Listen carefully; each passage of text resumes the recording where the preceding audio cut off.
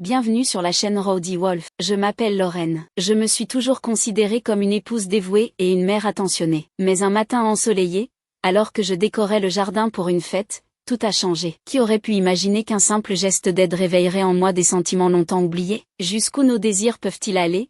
Et comment peuvent-ils transformer nos vies? Cette histoire raconte comment un simple contact accidentel a bouleversé ma vie. Continuez à lire si vous voulez découvrir comment cette tournure inattendue du destin se termine. Je me tenais en haut d'une échelle bancale, enroulant des guirlandes lumineuses autour de notre patio. Le soleil brillait intensément, inondant l'arrière-cour de chaleur et de joie. Préparer l'anniversaire de ma fille Kazé m'avait toujours procuré du plaisir, même si la majorité du travail reposait souvent sur mes épaules. Mon mari, Greg, était souvent trop occupé pour aider. L'échelle tremblait légèrement sous moi, mais je poursuivais mon travail, habitué à ces petits désagréments. C'est alors que j'entendis une voix qui me fit sursauter. « Bonjour, Madame Watson. Avez-vous besoin d'aide ?» La voix était plus grave que dans mes souvenirs, et en me tournant, je faillis perdre l'équilibre. Devant moi se tenait Michael, le fils de ma meilleure amie, Sarah. « Oh, Michael, merci. J'apprécierais vraiment un coup de main, » répondis-je, en essayant de rester calme en descendant de l'échelle. Il s'avança pour la stabiliser, et nos mains se touchèrent brièvement. Ce simple contact déclencha en moi une vague d'émotions inattendues. « Je viens d'arriver et j'ai remarqué que vous pourriez avoir besoin d'un peu d'aide, » dit Michael, ses yeux pétillants de malice. « C'est très gentil de ta part, » répondis-je en le menant vers le jardin, où d'autres décorations attendaient. Travaillant ensemble, je ne pouvais m'empêcher de remarquer sa présence. Ses mouvements confiants et légers étaient hypnotisants, et chaque fois que nos mains se frôlaient accidentellement, mon cœur s'accélérait. « Comment ça se passe à l'université ?» demandai-je, essayant de lancer une conversation légère, mais ma voix trahissait un intérêt caché. « Ça va, Madame Watson. Le mélange habituel entre les études et la vie sociale, mais c'est agréable d'être de retour à la maison. Tout semble plus calme comparé au campus, » répondit-il en lissant une nappe avec aisance. Je ris, mais mon rire sonnait légèrement nerveux. « Je peux imaginer. Tu nous as manqué. Kazé parle souvent de toi. »« J'espère que c'est seulement en bien, » répondit-il avec un léger sourire, dissolvant temporairement la tension grandissante entre nous. « Seulement le meilleur, » assurai-je, nos regards se croisant pour un moment qui semblait sans fin. À cet instant, je réalisai qu'un simple contact et un sourire pouvaient raviver des sentiments que j'avais longtemps oubliés. Au fur et à mesure que la soirée approchait, les ombres commençaient à s'étirer sur la pelouse et les invités commençaient à arriver. La fête prit vie avec les sons des conversations et des rires. Néanmoins, l'étincelle cachée qui s'était allumée entre nous pendant les préparatifs continuait de brûler, nous reliant par des fils invisibles au milieu de la foule. Lorsque la fête commença, je remarquai Michael parmi les invités, il attira rapidement l'attention par son charisme et son rire communicatif. Nos chemins se croisèrent à nouveau près de la table des boissons. Michael, étant le centre de l'attention, racontait une histoire drôle, son auditoire suspendu à ses lèvres. « Madame Watson, » me salua-t-il, « j'ai gardé le dernier verre de la boisson préférée de Kazé pour vous. »« Merci, Michael. Je pense que j'en ai vraiment besoin, » répondis-je, nos doigts se touchant à nouveau. Et cette étincelle familière traversa mon corps. Je pris une gorgée pour cacher mon embarras,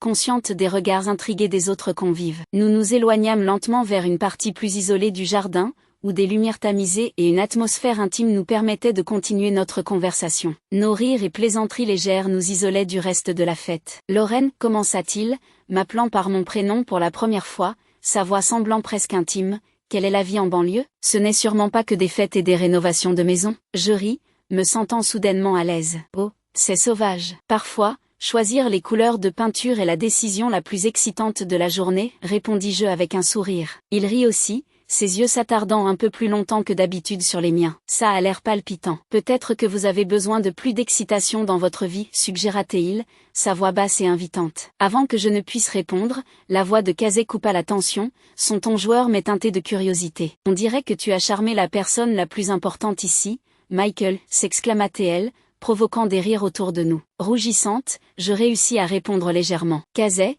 tu sais que j'ai toujours eu un faible pour ta famille. » Ma voix était légère, mais mon cœur battait la chamade, partagé entre excitation et appréhension. Michael me lança un regard rapide et indéchiffrable avant de sourire à Kazé. « Je fais juste bonne compagnie, maman. » La soirée entière se déroula dans un flou de regards furtifs et de conversations chuchotées avec Michael. Chaque interaction provoquait en moi un frisson que je luttais pour réprimer. Sa question sur le besoin de plus d'excitation dans ma vie résonnait dans mon esprit, remettant en question les limites de ma zone de confort. Alors que la fête touchait à sa fin et que les invités commençaient à partir, je ressentis un mélange de soulagement et de déception. La nuit avait révélé bien plus que ce à quoi je m'attendais. En disant au revoir à Michael, nos mains s'attardèrent brièvement, son toucher étant une promesse silencieuse de sentiments non résolus. « Bonne nuit, Lorraine, murmura-t-il, sa voix destinée uniquement à mes oreilles. « Bonne nuit, Michael, répondis-je doucement, ressentant un mélange de culpabilité et d'anticipation dans ma poitrine. Après cette fête, j'essayais de reprendre ma vie normale,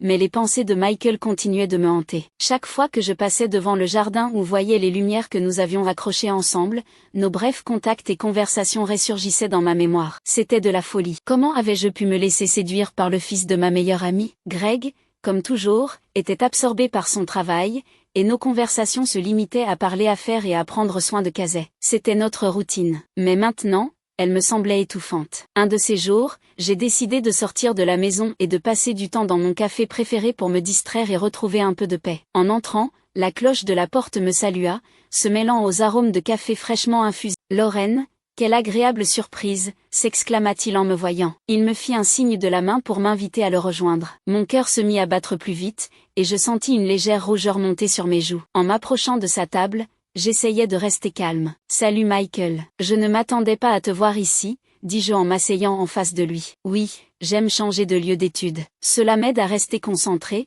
répondit-il en fermant son ordinateur portable et en me donnant toute son attention. « Tu veux me rejoindre pour un café? J'ai déjà le mien, mais merci », répliquai-je en levant ma tasse. Un silence confortable s'installa entre nous, et toute la tension de notre dernière conversation sembla disparaître. Michael rompit le silence en se penchant légèrement et en baissant la voix comme pour partager un secret. « Tu sais, Lorraine, tu n'es pas du tout ce à quoi je m'attendais en tant que femme de Greg. » Ces mots me surprirent, et je sentis mon cœur rater un battement, une curiosité mêlée d'inquiétude dans ma voix. « Je ne sais pas, » répondit-il en me regardant pensivement. « Probablement quelqu'un de plus réservé. Mais tu t'es révélée si vivante et intéressante. » Je ne pus m'empêcher de rire, me sentant flattée et légèrement nerveuse. « Je prends ça comme un compliment, Michael. » « Merci. » Nous discutâmes de sujets dont je n'avais pas parlé à Greg depuis longtemps. Michael m'écoutait attentivement, et ses réponses étaient réfléchies, me faisant sentir comprise et connectée à un niveau plus profond. Lorsque le moment de partir arriva, Michael se rapprocha, sa voix douce. « J'ai vraiment apprécié ce moment,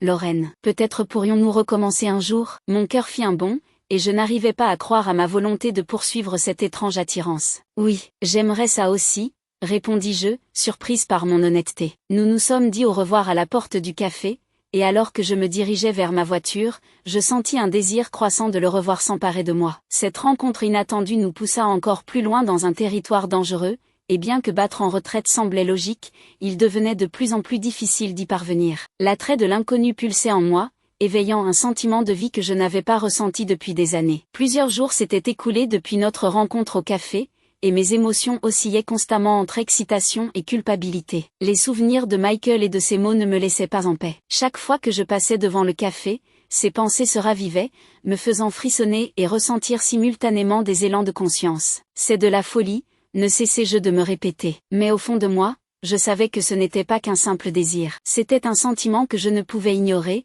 malgré toutes ses conséquences. Avant même d'avoir pu y réfléchir, je composai son numéro. Le téléphone sonna, et Michael répondit presque immédiatement, sa voix chaleureuse et accueillante. « Salut, Lorraine. Comment ça va? » « Michael, je suis désolée de te déranger », commençai-je en essayant de garder ma voix stable. « J'ai des problèmes avec mon ordinateur. Tu as mentionné que tu étais doué avec ce genre de choses. Pourrais-tu m'aider? » « Bien sûr, j'arrive tout de suite, » répondit-il sans hésiter. Lorsqu'il arriva, la tension dans l'air était palpable. Michael s'installa devant l'ordinateur, et je restai à proximité, et en plongeant mon regard dans le sien, je réalisai qu'éviter cette attirance deviendrait difficile. Nos lèvres se rencontrèrent dans un baiser doux mais passionné, qui s'intensifia rapidement, exprimant toutes nos émotions réprimées. Lorsque nous nous éloignâmes l'un de l'autre, je peinais à respirer. « Nous ne pouvons pas continuer ainsi, Michael, » murmurai-je, ma voix tremblante, réalisant que je m'adressais davantage à moi-même qu'à lui. « Je sais, Lorraine. Je suis désolée, »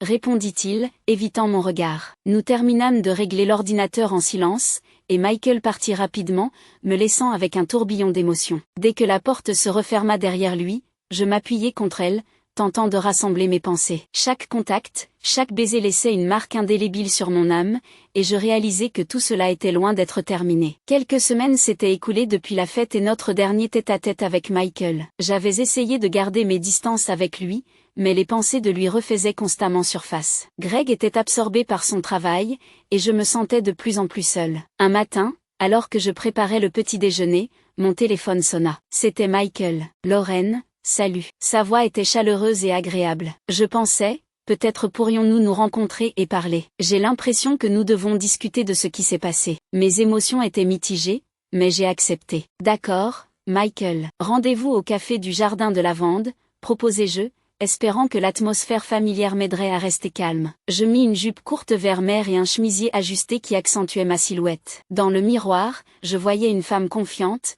mais à l'intérieur, une tempête faisait rage. Au café, je vis Michael assis à une table dans un coin. Il se leva à mon approche, ses yeux s'attardant sur ma tenue. « Lorraine, tu es superbe », dit-il alors que je m'asseyais en face de lui. Je sentis mes joues commencer à rougir. « Merci, Michael. De quoi voulais-tu parler ?» demandai-je, essayant de commencer la conversation sur un ton professionnel. « De nous », répondit-il sans me quitter des yeux. « Je ne peux pas m'empêcher de penser à toi. Je sais que c'est mal, mais je veux que tu saches ce que je ressens. » Sa confession était bouleversante, et je sentis mon cœur battre plus vite. Nous avons parlé de nos sentiments et de ce que nous devions faire ensuite. J'essayais de maintenir une certaine distance, mais chaque regard et chaque mot me rapprochait de lui. Lorsque notre conversation prit fin, Michael proposa une promenade. Nous quittâmes le café et marchâmes le long d'une allée bordée d'arbres en fleurs. L'air était embaumé de l'odeur de la lavande, donnant à notre promenade une touche romantique. À un moment donné, il s'arrêta et prit ma main. « Mais je ne peux pas lutter contre ce sentiment, » dit-il, sa voix tremblant d'émotion. Je regardai son visage, dans ses yeux pleins de sincérité et de désir. Avant de pouvoir réfléchir, je l'attirai à moi et l'embrassai. Le baiser était empli de passion et de désespoir. Ses mains s'enroulèrent autour de ma taille, me rapprochant, et je sentis ses doigts effleurer le bord de ma jupe. Nos lèvres dansaient dans une étreinte apparemment sans fin. « Lorraine » murmura-t-il, sa voix pleine de passion et de douleur. « Je ne peux plus cacher cela. Je veux être avec toi. » Mes pensées étaient embrouillées, mais je savais une chose. Moi aussi, je voulais être avec lui. Ce moment, ce baiser, cette confession, tout était réel, et je ne pouvais plus nier mes sentiments. Les jours suivants passèrent dans un brouillard. Je ne pouvais pas m'empêcher de penser à Michael et à notre baiser. Nous essayâmes de nous éloigner l'un de l'autre, mais notre attirance était trop forte pour être ignorée. Chaque rencontre, qu'elle soit accidentelle ou délibérée, chaque mot et chaque regard ne faisait qu'intensifier notre désir. Un jour, je reçus un message de Michael. « Lorraine, retrouvons-nous au parc près de la vieille fontaine. Je dois te parler. » Mon cœur s'emballa et je savais que je ne pouvais pas refuser. Je choisis une robe légère de couleur ivoire qui épousait délicatement ma silhouette et mettait en valeur mes courbes. Cette robe m'avait toujours donné confiance en moi, me faisant sentir à la fois légère et élégante. Lorsque je m'approchai de la fontaine, Michael était déjà là, m'attendant avec un air tendu et anxieux. Nos regards se croisèrent, et je sentis l'étincelle entre nous s'embraser de nouveau. « Lorraine » commença-t-il, sa voix tremblante d'émotion, « je ne peux plus cacher cela. Je pense à toi chaque jour, chaque minute. » Je fis un pas vers lui, nos mains se rejoignirent. Son toucher était comme un courant électrique parcourant mon corps. « Michael, moi non plus je n'arrête pas de penser à toi, » répondis-je, sentant mes yeux se remplir de larmes. « Mais nous devons être prudents. Cela pourrait tout détruire. » Il m'attira plus près de lui, et nos lèvres se rencontrèrent dans un baiser brûlant et passionné. Ses mains s'enroulèrent autour de ma taille, me rapprochant encore plus. Je sentis ses doigts effleurer doucement ma peau à travers le tissu fin de ma robe. Ce baiser était empreint de désespoir et de désir, et chaque cellule de mon corps répondait à son contact. « Lorraine, je veux être avec toi, quoi qu'il arrive », murmura-t-il en se détachant de mes lèvres, plongeant son regard dans le mien. Je savais que nos sentiments étaient trop forts pour être ignorés. Ce baiser n'était pas seulement une manifestation de passion, c'était la reconnaissance que nous ne pouvions pas vivre l'un sans l'autre. « Moi aussi, Michael, mais nous devons être prudents », répliquai-je, essayant de maintenir un semblant de bon sens. Nous passâmes plusieurs heures ensemble, à marcher dans le parc et à profiter de la compagnie de l'autre. Nous parlions de nos sentiments, de nos peurs et de la façon dont nous devions gérer cette situation. Chaque mot qu'il prononçait, chaque regard qu'il posait sur moi ne faisait que renforcer mon désir d'être avec lui. « Lorraine, je ne veux pas te perdre, » dit-il alors que nous nous arrêtions près d'un banc à l'ombre d'un grand chêne. « Retrouvons-nous en secret, jusqu'à ce que nous sachions quoi faire ensuite. » Je savais que c'était risqué, mais l'idée de ne plus le revoir était insupportable. « D'accord, Michael, nous serons prudents, » répondis-je, sentant mon cœur déchiré entre la joie et la peur. Nos lèvres se... Michael prit ma main et plongea son regard dans le mien. Sa voix était basse, mais chaque mot perçait mon cœur. « Je t'aime, Lorraine, dit-il doucement. » Mes yeux se remplirent de larmes, et je serrai sa main. « Je t'aime aussi, Michael, murmurai-je, sentant mes paroles chargées de vérité et de force. » Nous passâmes cette soirée enlacés, profitant de la chaleur de l'autre. Nos baisers étaient doux et passionnés, chacun étant une déclaration d'amour et de dévotion. Ces rencontres secrètes devinrent une lumière dans nos journées sombres. Nous avions trouvé l'un en l'autre ce que nous avions longtemps perdu dans nos vies. Notre amour était interdit, mais cela ne faisait qu'accentuer notre désir d'être ensemble, quoi qu'il arrive. Plusieurs semaines s'étaient écoulées depuis notre dernier rendez-vous, et chaque jour sans Michael me semblait une éternité. Nous restions en contact par des messages et des appels, mais le désir de le voir, de le toucher, devenait plus fort chaque jour. Un de ces jours, alors que Greg était au travail et que Casey était chez une amie, je reçus un message de Michael. « Lorraine, je veux te voir. Puis-je venir ?» Je savais que c'était risqué, mais je ne pouvais pas refuser. Je répondis brièvement, « Oui, viens. » Mes mains tremblaient, et je sentais mon cœur battre plus fort dans l'attente. Je choisis une jupe courte kaki et un chemisier ajusté. Délibérément, je ne mis pas de sous-vêtements, voulant intensifier l'intensité du moment. Lorsque j'entendis frapper à la porte, mon cœur fit un bond. Murmurai-je, sentant mes yeux se remplir de larmes de bonheur. Nous restâmes là, profitant de la compagnie de l'autre, sachant que notre amour était plus fort que tous les obstacles. Ce moment était le nôtre, et nous savions que nous nous battrions pour notre amour, quoi qu'il arrive. Quelques jours s'étaient écoulés depuis cette soirée intime avec Michael. Au début, j'étais plongée dans l'euphorie de nos sentiments, mais au fil du temps, la culpabilité commença à grandir. Je ne pouvais pas m'empêcher de penser à Greg et à la façon dont j'avais trahi sa confiance. Greg m'était très cher, et notre famille avait toujours été ma priorité. Je réalisais que j'avais commis une énorme erreur et que je devais la réparer. Un soir, après que Casey se fût couché et que Greg soit rentré tard du travail, je décidai qu'il était temps d'avoir une conversation honnête. Je préparai un dîner léger, rassemblant mon courage, l'invitai à s'asseoir. Il me regarda avec surprise, mais s'installa à table. « Qu'est-ce qui se passe, Lorraine ?» demanda-t-il, sa voix pleine. Je sentis les larmes couler sur mes joues, mais cette fois, c'étaient des larmes de joie et d'espoir. « Je t'aime aussi,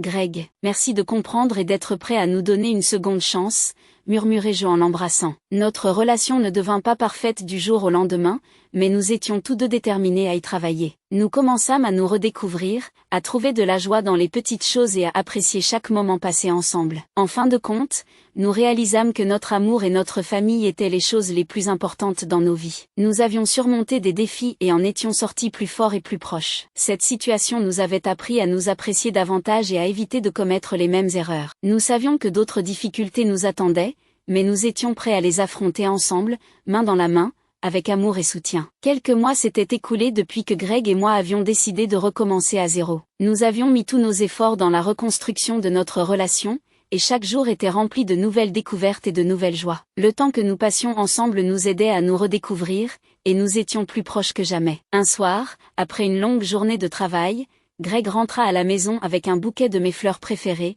des roses. C'était une agréable surprise, et je sentis mon cœur se remplir de chaleur. « Salut, chérie », dit-il en souriant et en me tendant les fleurs. « Salut, Greg », répondis-je en acceptant le bouquet, sentant des larmes de joie monter dans mes yeux. « Merci, c'est tellement attentionné. » Nous nous assîmes ensemble sur le canapé, profitant du calme et de la chaleur de notre présence. Je me blottis contre lui, sentant ses bras fort m'envelopper, et je réalisai que ce moment était exactement ce que j'avais toujours voulu. « Lorraine, je suis tellement heureux que nous ayons pu surmonter tout cela et nous retrouver, » dit Greg, sa voix pleine de sincérité et d'amour. « Tu comptes tellement pour moi, et je suis prêt à tout faire pour que notre famille soit heureuse. »« Je ressens la même chose, Greg, » répondis-je en plongeant mon regard dans le sien. « Ces derniers mois m'ont montré combien je t'aime et combien notre famille est importante pour moi. Je te promets d'être toujours là pour toi et de te soutenir en tout. » Nous nous étreignîmes, profitant de la chaleur de l'autre, et je sentis combien nos efforts mutuels avaient porté leurs fruits. Notre amour était devenu plus fort,